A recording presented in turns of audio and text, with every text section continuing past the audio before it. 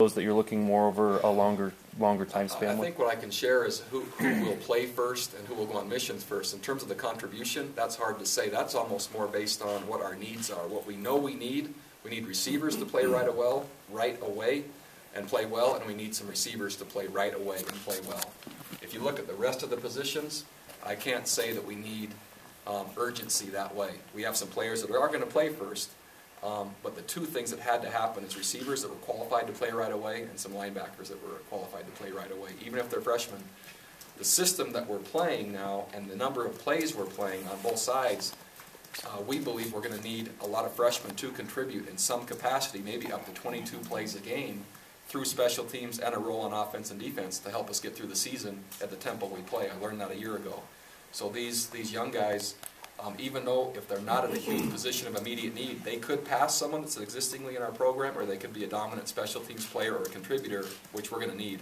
So the thought of just automatically having guys redshirt, that philosophy is quite different now. I'm looking for them to play as fast as possible. Coach, you just battled Stanford for the services of your life, but you also battled USC for Fred Warner. Many of these kids reaffirmed it, or actually got their kind of a testimony of that BYU needed to be this past weekend. Talk about your involvement in recruiting this past weekend with the big recruiting. I believe we went head-to-head against USC on 4 recruits. They've got 1, we got 3, if you're talking about head-to-head.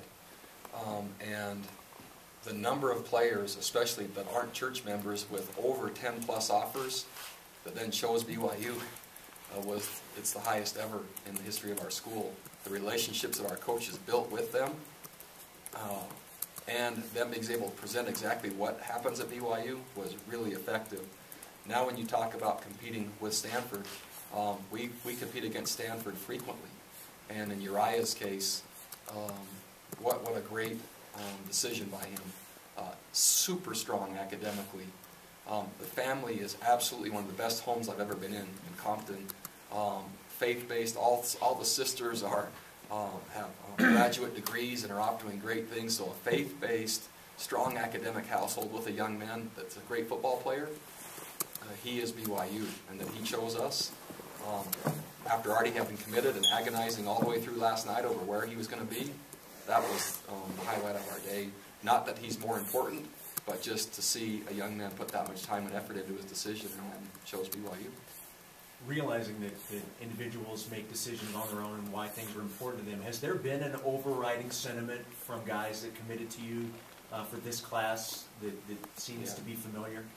I would say there's probably 3 points. I couldn't say just one point that maybe has resonated or come back, but there's probably 3 things that I've heard frequently from why they've chosen BYU. Relationships is first. And what I underestimated, our staff, this current staff, and how hard they work and how well they relate to these kids and how much the players, the recruits know they care about them, and their trust in this direction we're going and the amount of time they spent together, relationships were critical. And so I've heard that a lot.